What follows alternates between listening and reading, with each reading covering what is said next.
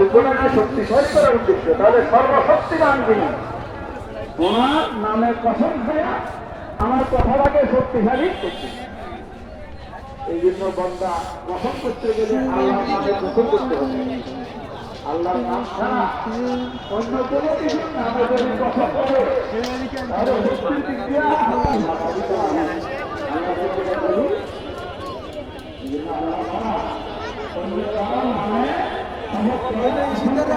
Video করছিলাম যেখানে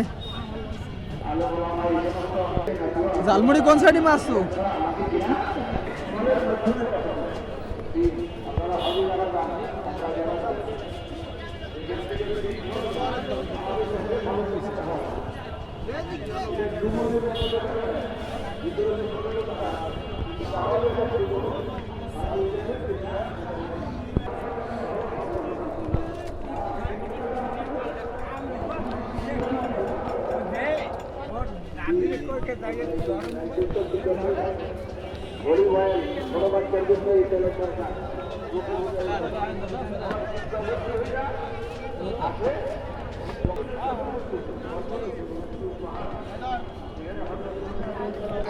দোকান তো একটা তিনটে নেবেন।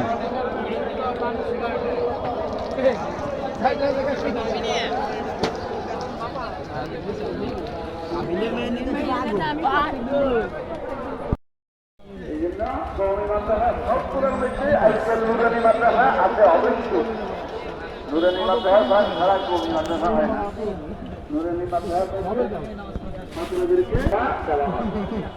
আপনার ছেলে সন্তান যদি নুরানি বলে থাকে বা ইসলামী ভাষায় আল্লাহর 100 নাম, কেউ তো বলবে না আল্লাহর আরো অনেক নাম আছে। হযরত ইমাম নবী রহমতুল্লাহ আলাইহি মুসলিম শরীফের সরার এক জায়গায় গিয়া একটা কৌল নকল করছেন যে আল্লাহর 1000 নাম على إبراهيم وعلى آل إبراهيم إنك حميد مجيد.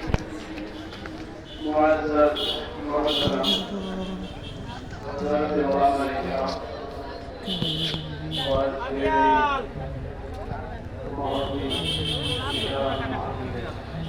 মুসলমান ভাইরা, আল্লাহ পাক সুবহানাহু ওয়া তাআলা শত কোটি শুকর। আল্লাহ পাক আমাদেরকে মেহেরবানি মাজমায়ে উপস্থিত হওয়ার সুযোগ দান করেছেন। আলহামদুলিল্লাহ।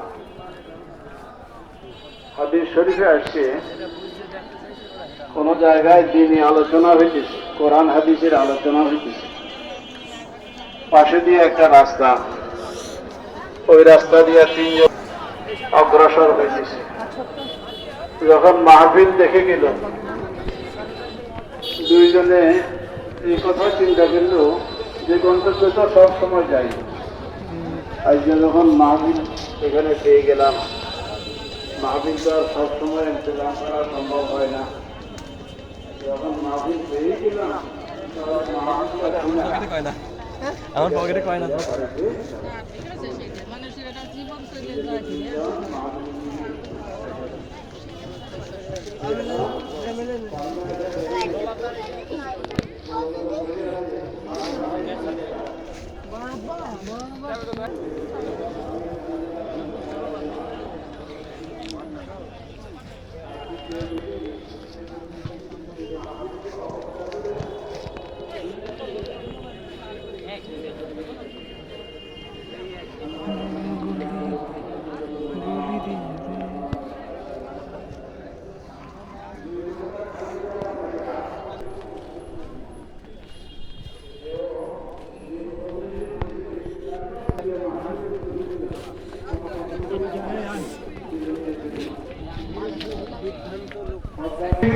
বড় মাদ্রাসা হইল বাড়িয়া মাদ্রাসা।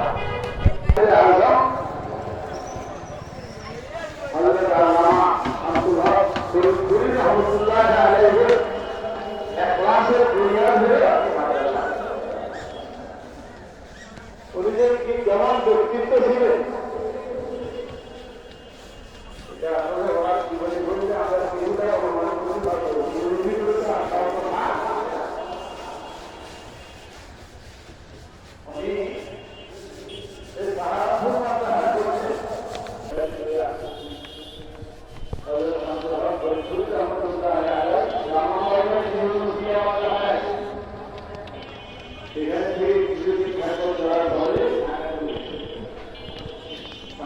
বাংলাদেশের রাজধানী তৎকালীন পূর্ব পাকিস্তানের রাজধানী।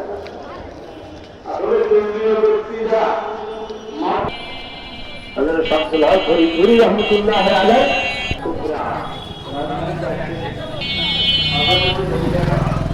দেশের থেকে বেশি রাষ্ট্র, আমাদের দেশের থেকে বেশি রাষ্ট্র হলো দেশের থেকে বেশি রাজধানী, প্রত্যেকটা রাষ্ট্রের একটা রাজধানী। ঢাকাকে